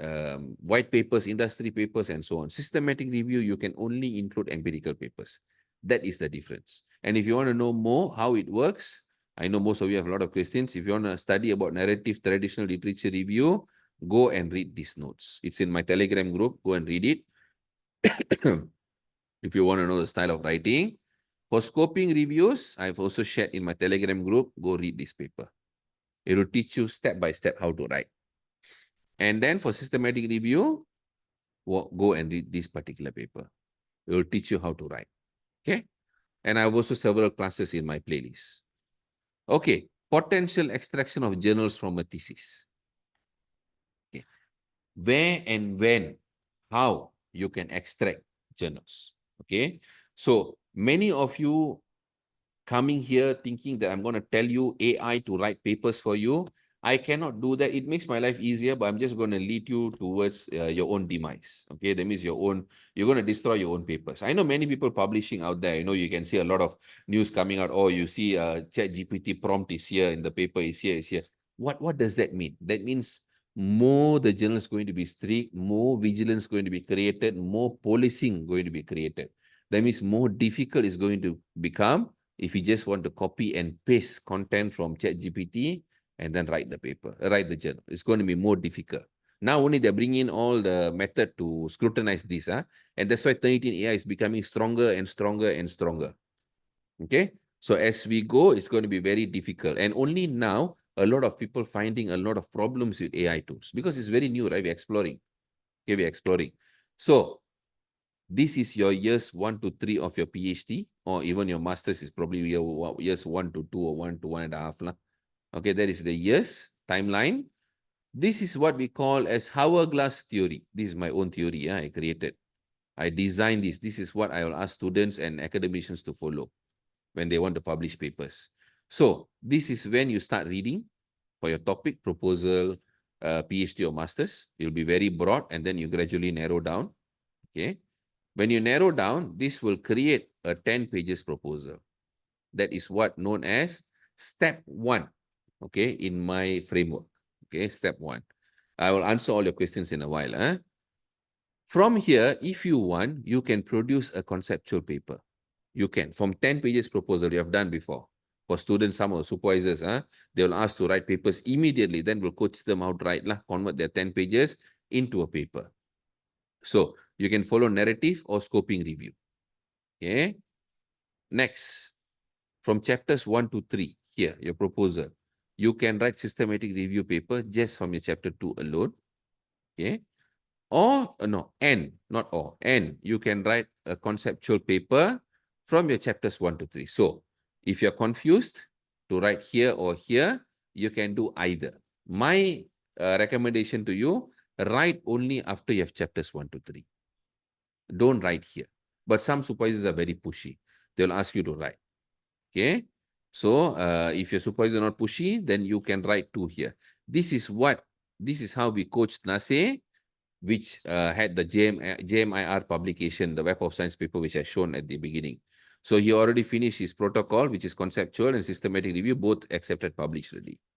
Okay. Then chapter 4, when you finish your result, you can write meta-analysis if you want to. If you want to write a lot of papers, this is how you can do.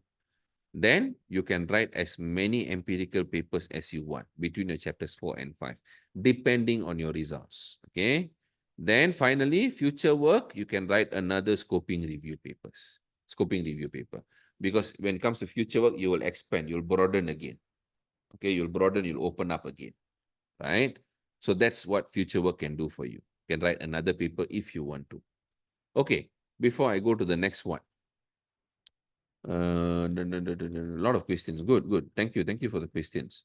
What kind of review has to be used for PhD thesis proposal? Review in your thesis proposal. You can do narrative, you can do systematic, depending on supervisor. You can do both also. Systematic is going to be hell on earth. Narrative review is going to be far more simpler than systematic review in your proposal. Okay. Jaga, what is the difference between the guidelines used by SLR meta-analysis scoping reviews. SLR meta-analysis, same guideline. Scoping review is Prisma SCR. Systematic review, Prisma, systematic review and meta-analysis got 27 items. Okay. Prisma scoping review got 24 items. Okay. How to make flowchart Prisma for systematic review easily. Okay. I wish everything can be easy, but nothing is. Unfortunately, you can go to my Telegram group, type here Prisma. Go here. There. I've given all the templates for Prisma. Prisma templates you can download from here. Okay. All right. Layali, I'm going back to Web of Science. Is ESCI journals considered as part of Web of Science? No, not. It's not. It is entry level. Okay, it's not. It's like internship lah. Okay. Do you consider intern students as part of an organization? No, they are not. ESCI is like intern students. Okay. We might hire, we might not hire. Okay. Rosalina, can you share example of timeline for 3 years? This is the timeline. This is what it is. Asma, I'm so sorry. Say you do not use AI and students do not have money to pay paragraph. We can write, but journal have high acceptance rate. No matter how hard we work, we put students will never succeed. And please tell our solution. Learn yourself. What is wrong with learning yourself? There's nothing wrong with it. I learned myself.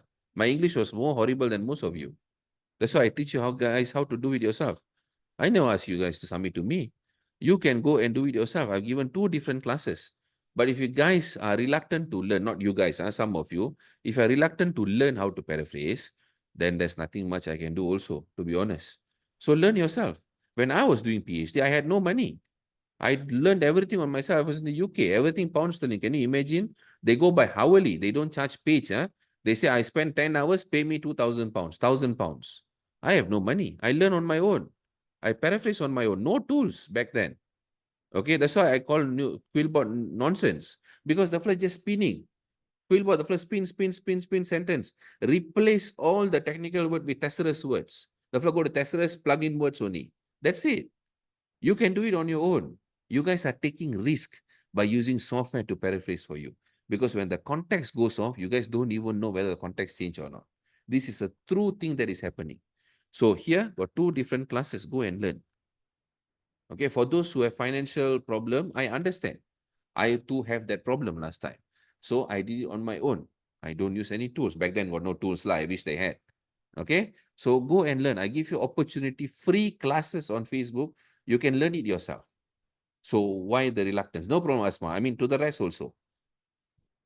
Okay, so, okay. Chris, we required to publish 2 Scopus articles. Is it possible to publish 2 review papers, one SLR, one thematic review? SLR will become thematic review. So you can differentiate. You can give 2 different scope. Okay. Gloria, Telegram group. Here is the link to all my groups. Okay. I don't know how you reply. That's how you reply. Okay. Want to paste? Okay. Sorry. I pasted it down here. Okay. So it's down there. Huh?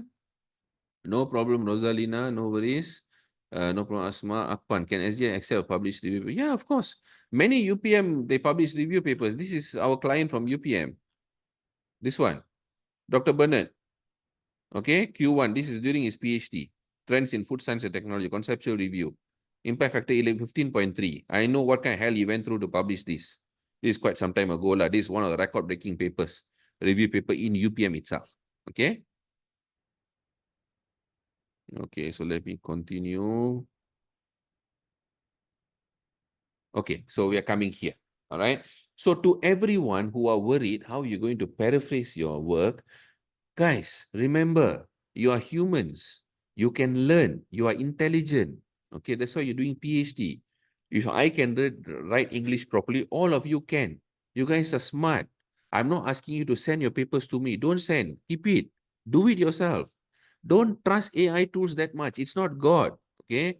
And it's not more intelligent than you. If you ask me, the fly is far stupid than what you think it is. People not telling that because they're selling. They're selling software now. They won't tell you that it is stupid until you get roasted, you get grilled, then only you will know. I am telling you now, don't get grilled. Use it as an assistant, like your dumb assistant. Have someone what do you call that? Let's say you are you are a big CEO, you have an assistant, right? An assistant who will do your calendar scheduling, will tell who you're meeting, who you're supposed to meet, and so on. That is what AI is. Keep it that way. Don't go more than that. If you go more than that, you think the floor more intelligent than you, that's where you dig your own grave. And then you go sleep on it. Remember, everyone will tell AI, AI, AI, AI, because they have not fully explored yet. They are just selling software. I don't sell software, though I get a lot of offers to sell. Okay, a lot. Hex AI approached me. Undetectable AI approached me. I'm telling you now, there's another software from UK launching now. They approached me to be influencer to sell because we have more than 270, 280,000 followers. I don't want to. They pay very good money. I don't want to because it's not worthy. It's not there yet. Okay.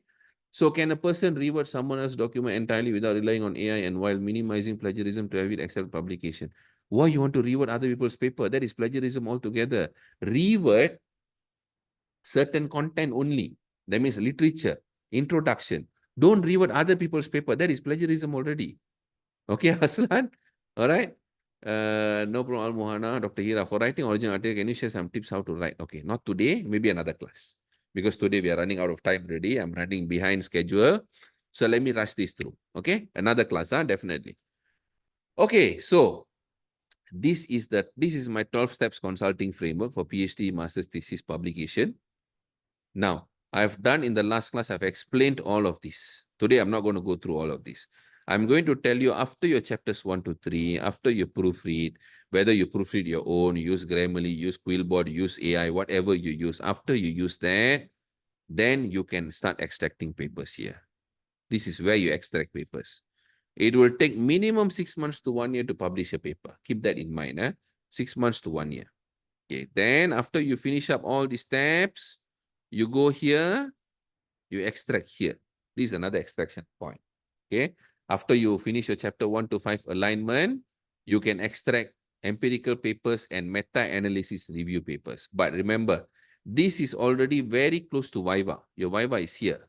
Okay. Steps 1 to 12. I don't have time to explain everything today. And actually, I don't want to because I've done in the last class. If you guys want to know about it, go on watch on YouTube. Okay. So here is your Viva. This is too close. That's why I encourage you to write review papers to secure your publications. Okay. All right. So I hope that is clear. Okay. Coaching mode. This is what normally we do for students who are struggling. We have coaching mode or consulting mode. Either we go comprehensive coaching mode, will teach you step by step. We'll build a coaching plan, or we will do content editing for special cases. Okay. So we leave it at that. Now, ChatGPT for systematic review. Okay, a bit on this. How to probably find a research question. Okay. Nadia, how do I know predatory publishers? Could you give a class about it? Okay, can. One of the website is Retraction Watch. Go and check out this website. Okay. There's a lot of information there. Retraction Watch. Okay. Now let's quickly go to another assistance. Okay, from AI tool. Okay, and I use the most intelligent one. ChatGPT. Okay. So from here, people who want to write systematic review. So again, treat this as an assistant. Don't treat it as smarter than you. If you cannot accept that, then you are in the wrong place. Okay, I can tell you that. Not here, this class. You are in the wrong study. Because PhD, you guys are supposed to be smarter than everyone else. At least work towards it. Don't trust a tool. The tool is there just to assist you only. Like a secretary, an assistant, not more intelligent than you. Remember that. Okay. So here, I want to know, I want to get a research question for the systematic review. So here I say, do you know the processes of Prisma for systematic review? Okay. I start with that lah because I want the flow to focus onto a particular area. So we call this funnel prompting. We narrow down. Okay. So the flow tell me, okay, these are all the steps, Prisma, blah, blah, blah, blah, blah, blah, blah, all this. Okay. Then I say, okay. Then I ask the flow, what could be the research question for the topic of executive coaching in family business succession planning? Okay, this is the paper. Again, they use this as a reference. I want to do a systematic review on this. A conceptual framework of executive coaching in family business succession planning, the Malaysian context. Okay. So, I say, give me a research question. for topic of executive coaching. Then the flag give me. These are all the research questions. Okay. Okay, these are all the research questions. Okay. When I tell you, okay, that the flag spins from information given by people, you look at the first one. This one. Okay. That's why you must be careful. I'm not telling this is wrong. Okay. I'm just telling it might be from existing information. You need to tweak it, rephrase it, or tweak it. Add a bit more something. Then, it will be a good research question. If you go here, this is already published paper. Okay. Here, the conceptual framework forms the basis for developing the proposition that address the main research question. How would executive coaching contribute to business leadership transition to the next generation? Okay, again, how would executive coaching contribute to business leadership transition to the next, where is it now? Okay. Oh, here, to the next generation. Okay, this one, how effective is executive coaching in enhancing the leadership skills of potential successes in family businesses? Paraphrased. So if you use ChatGPT, okay, this is coming from existing information. This paper published, accepted long ago already, published already. In between of all the processes 2022, somewhere maybe at least have uploaded the paper to paraphrase, to proofread, because when we paraphrase everything. Okay, before that, there was the 18 AI problem and so on. So it recorded the information. Okay, very, very important to understand this. And therefore give the paraphrased RQ. So now if you come, you don't do your due diligence, you just take this plug and play, you are literally redoing a paper that's already published. So when you submit to reviewers, you don't know this, because ChatGPT gives you the answer. When you submit this, and reviewers goes and find out, the floor just Google this only, the floor know already. This paper will come out, it will say, hey, this same. What are you doing? Why are you redoing the same thing? Okay. So I'm not saying don't use it. Please don't get me wrong. When the floor gives you the answer, go and do due diligence. Go to Google Scholar, Google, see anyone got the same research question or not. When you're 100% sure, maybe it's rephrased a bit, then what you can do, you can up it a bit. You can edit more. Maybe you can look at other things within the research question itself. Okay, that is, maybe you can combine from another study, another research question, you can combine and make it one. You change the perspective. The floor already gave you an easy answer. This is easy. This is good because you don't need to go one by one paper and find it. All the answers are here. You take, don't use this. Change it. Add a bit more. Make it more complex. Make sure it's novel. Okay? All right. So these are all the research questions here that you can look at. And that's how you work on it. That is how you use AI as an assistant. Okay? Not AI to write for you, because the flow will just repeat other people's information for you. Some people get away with it. To be honest to you, I'm being very, very honest. Some people get away with it. Okay. If you, so like I said again, it's your risk to take. Okay. So, if you want to, okay, after you get your research question, the next part would be inclusion exclusion criteria. I've had a template here for you to go and see how to design inclusion exclusion criteria. I've given example, and I've given how I design inclusion exclusion, and then the second part, how I've increased inclusion exclusion criteria. Go through this when you write your systematic review. This template can be downloaded from Telegram. Go through this. If you have any questions, let me know. Okay, I will try to assist you. Okay, if you have any issues with this template. After you're done with your inclusion exclusion criteria, then do your literature matrix. Okay, get your literature matrix done. And this will be, then once you finish literature matrix, writing a review paper will be easy. This is the difficult part. Okay, all right. So I hope that is clear. Now going to extraction processes. So can you explain more on extraction of journal blessing? This is the one. Okay. So process step 1 of 3. There is no single formula for extraction of content because every field is different. Every field is unique. We have done extraction for systematic review in organic chemistry area. Totally different. For medical area, entirely different. Protocol paper is different. When you go to conceptual paper, business area, different. Engineering, entirely different. Engineering, you cannot do conceptual paper that easily. So every different areas will have different technical requirements. But remember this, Your thesis is the anchor. Remember, one thesis equals to one paper. That means for one thesis, if you extract only one paper, it is a total disaster. Okay, that means you can do more. You can do way more. So remember, your thesis is like Google Map. You must locate individual papers, break down the ideas. Okay, how to do that? Identify appropriate target journal. So one for scoping or conceptual. That means your chapters 1, 2, 3. You take the introduction, background, problem statement, convert that into introduction. Your literature review becomes your section 2. Your methodology, if you do systematic review, then you build a protocol that becomes your methodology section in the paper. Then the conceptual framework and the discussion related to it from your chapter 2, you plug it into the discussion part of systematic review. That will become a conceptual paper. Okay, that's how you.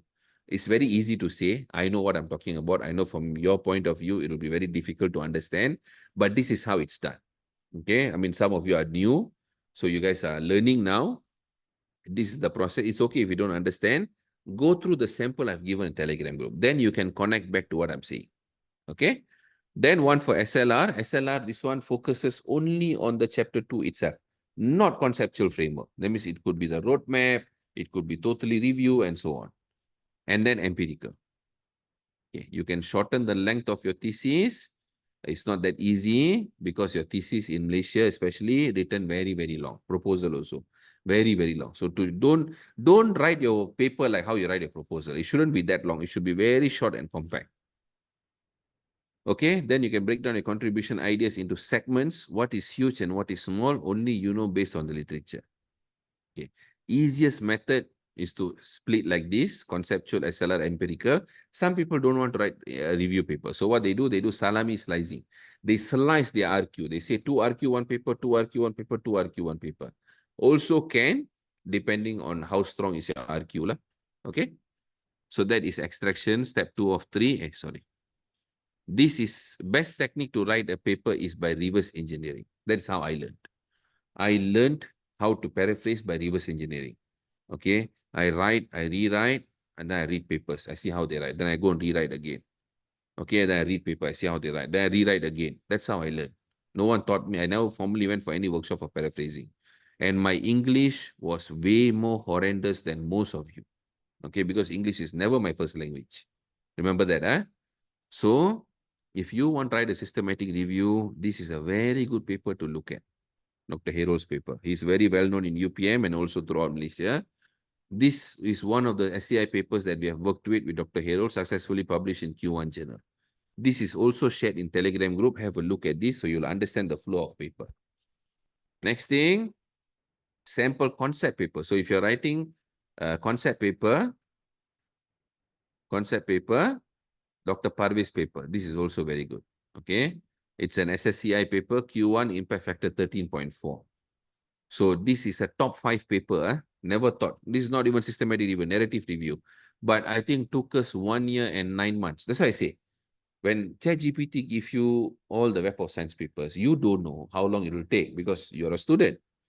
I know because I've been doing this for 10 to 11 years now. I've been publishing since 2014. Okay? 10 years now. So I know how difficult and how long it will take.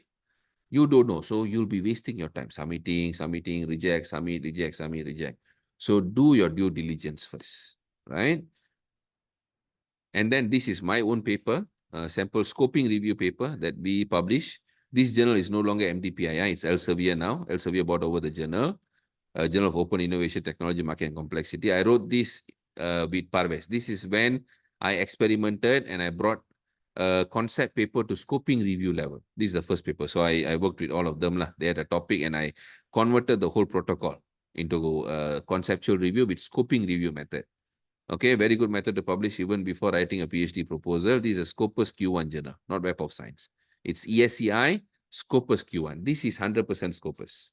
It's a new experiment, so I didn't want to risk with Web of Science. Okay, so this is a good example for you to look at if you want to write a scoping review paper. Okay, conversion step 3 of 3. Extraction requires paraphrasing. Okay. Yeah, it's in Telegram. Which document? All this document. It's in Telegram. You can find it. iPhone. Sorry, that's your name there. Okay, you can find it in Telegram. We are almost done. Please wait. Okay. So master the skill to rewrite. Okay. Paraphrasing is also required to distinguish one article from another of yours. This is the tough part. Okay. Then if conceptual, SLR, empirical, need to have strategy so that papers don't kill each other. Okay. You shouldn't have overlapping contents. So be careful of not having overlapping contents. Okay. If salami slicing, then must weigh the content according to the result. So you don't do the same thing over and over again. Okay, so you must make sure that every papers, to a certain extent, should be unique. Okay, all right. So rejection. Okay, when it comes to rejection. Okay, for rejection, why it happens all the time? At editor stage, language, abstract, cover letter, lack of novelty. These 4 items are the ones that will cause rejection most of the time. Okay. If you want Telegram link, you can get it from here. Okay. Okay. At reviewer stage, content problem, lack of novelty, unrealistic claims, not a timely research. So always before you submit, use Grammarly to proofread, no problem, but the sentence suggestion, be careful with that. You can look at the idea and rephrase it yourself to avoid turning it in AI. Okay, here, language. Then abstract, I got template for that in Telegram group. Cover letter, I'm going to give you today. Lack of novelty is something I cannot help you. That is your topic itself. Okay. And this one, all reviewer stage, which you need to deal with later. Okay, but this is the important part. If you cross this you can do, no problem. This is the tough part. You need to cross your editor nowadays. Okay, all right. So I hope that is clear. And when you submit a paper, whoever you choose to proofread, not us, whoever you choose to proofread with, it adds a lot of strength to your submission when you have certificate of proofreading. Whoever you hire. Okay, this is very, very important document to have. And how your document must be after proofreading and paraphrasing. How you can paraphrase on your own. This is how you need to paraphrase. Okay, this is how you rewrite on your own. It's not easy. I'm not telling you it's easy. It's not easy, but go to my Facebook page. 2 classes or 3 classes I have on paraphrasing. You can learn on your own. This is paraphrasing, proofreading, editing, and structuring of Dr. Herol's paper. And that is the paper. Okay, that is what the paper went through in terms of processes. Okay, and then for proposal and thesis, remember, this is a promotion that we offer for proposal and thesis, up to 30% off for your proofreading, translation, formatting services. And you get language warranty throughout the whole journey. Okay, now going to cover letter, coming right to it. Cover letter is something that you need to submit when you submit your journal. Okay, cover letter will basically tell your reviewers or your editor what is your paper all about. Okay, I've constructed this and used this for my own paper. I'm going to share with all of you. All right. So what you can do is you can follow the style I've written, and I've also commented here what exactly you should include in every segment. This will immediately tell your editor and your editorial staff what exactly your paper is about, why they should even consider your paper. Part of the method to avoid desk rejection. So first one, you give in all the information. Normally people will do, they will say editor-in-chief, put the journal name, they say, dear editor, they'll only write this part, title, who are the authors, and they'll say thank you. That's not cover letter. Cover letter is like you're applying for a job. You're telling about yourself, right? All of you apply for a job, you write cover letter and CV. Most of you, I believe. That cover letter will tell who you are, why you are good, why you're applying for this job, what is your strength, like a summary in one page about you. Okay, this is about your paper. Simple. So when they read this line and this line, they can decide whether they want to review your paper or not. Simple. This will tell you all the contributions of your paper. This will tell you why your paper, what problem your paper is trying to solve. These 2 paragraphs, very, very crucial. So I will share this with you guys. Go through, use it. I have no problem. Use it. Rewrite to your own context. Okay. I hope that is clear. Now, free notes. Okay, so I'm going to give you, sorry, I'm exceeded time today. A lot of good questions, actually. I'm going to give you, I'm also going to email you all the SLR, the SLR sample from Dr. Herol, this concept paper from Dr. Parvez, my cover letter in Word format, a very good concept paper from UPM also, from Prof. Sazali. Okay, This paper I worked on back in 2019. Very, very good. This is a Scopus only concept paper. Okay, Emerald Journal. And then I'm going to share with you a scoping review paper. This is what we worked on, plus one. Okay, scoping review paper. So these are all the materials I'm going to share with you guys. Okay. And last but not least, publications during master's or PhD, it takes time. Okay. This paper took about 6 months. Okay. But if you guys don't want to write review papers, you want to write only empirical papers when you go towards the end, almost Viva time, this is a good example I can share with you recently. Just now someone asked about empirical paper, right? This is a good example. Go and read this paper. Full-length article, Journal of King Saud University Science. We worked on this paper from the beginning until the end. 1 year, 3 months. Okay. From chapters 4 to 6. Empirical paper, Web of Science Q1. 1 year and 3 months. That's how long it will take. Okay. So I hope that is clear. How do we coach students? What areas? We focus on PhD proposal consultancy, Scopus Web of Science publications, defense preparations, proposal, defense, examiner response, data analysis and interpretation, thesis to journal conversion, Viva preparations, and also thesis examiner response after Viva. Okay. So I hope that is clear. With that, upcoming classes, next class, we're going to talk about chapter 1. We go back to proposal, okay, to thesis. We talk about chapter 1. If I can cover all the classes about chapter 1 in one class, 2 hours, then fourth class, I might change to systematic review because a lot of people ask about systematic review today. So let's see how it goes. Okay. So I hope that is clear. No problem, Dr. Hira. Okay. Thanks for acknowledging the insightful workshop. So with that, this is where we are located in Cyberjaya. If you want to visit me, please set an appointment. This is where we are. With that, sorry for taking extra 5 to 6 minutes. Okay. So with that, thank you very much. I had to rush a bit towards the end, but I will share the cover letter with you. Go through. If you have any queries, feel free to WhatsApp me directly. Okay. And oh yeah, WhatsApp group, UPM. One moment. I forgot about that totally. WhatsApp group, UPM. Here you go. For all the new joiners, this is the WhatsApp group for UPM. Okay. So if any of you thought that I have spoke very negatively about AI, I apologize. That's not my intention, but I've only spoken the truth. Okay.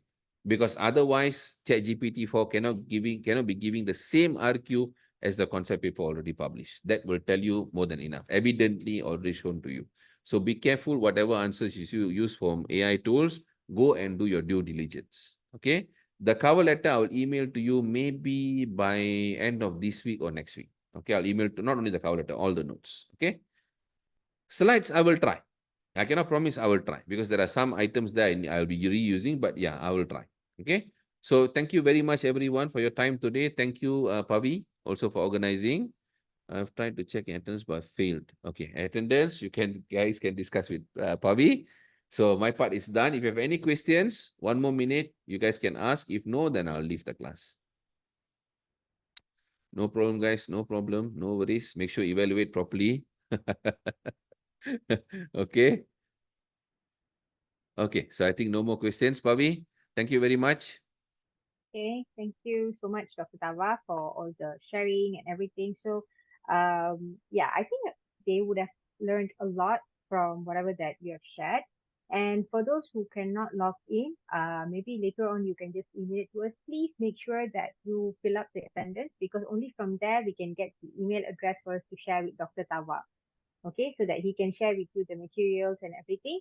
And second is the evaluation form. We really need that so that we can recommend Dr. Tawa for future sessions. Okay, so we will be sharing with you the evaluation form QR code here. Please fill up this. We will give you a minute. And then right after that, we are good to go. Okay, so yeah. Okay, Pavi, I'll leave first. Eh? Yeah, yeah, sure. Thank you, Dr. Tawa. Okay, thank you. All right, thank you, everyone. Take care. Bye-bye. See you guys. Thanks, Pavi. Bye. Bye. Sure, welcome.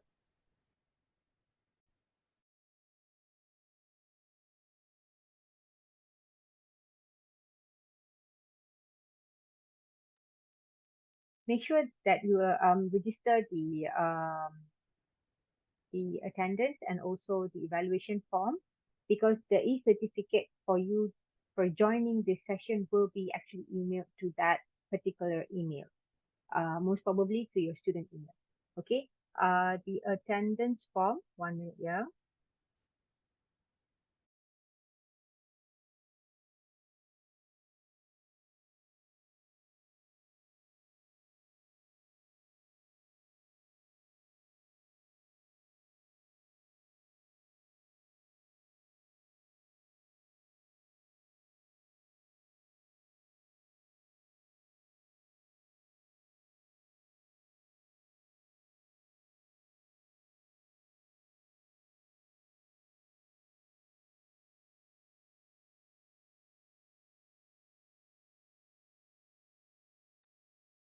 So once you guys are done with the evaluation form and the attendance confirmation, you feel please feel free. You actually can leave the meeting and then go have your lunch or anything like that. Okay. Thank you everyone. Thank you so much everyone. Have a nice day and we see you all in the following session.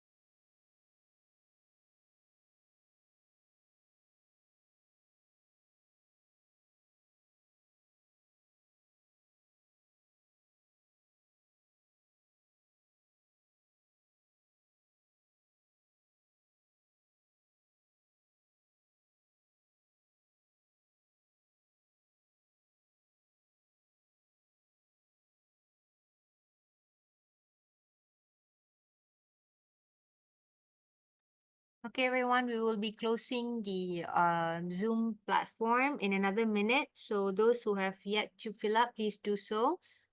We can only track and share the materials with you through those emails. Thank you.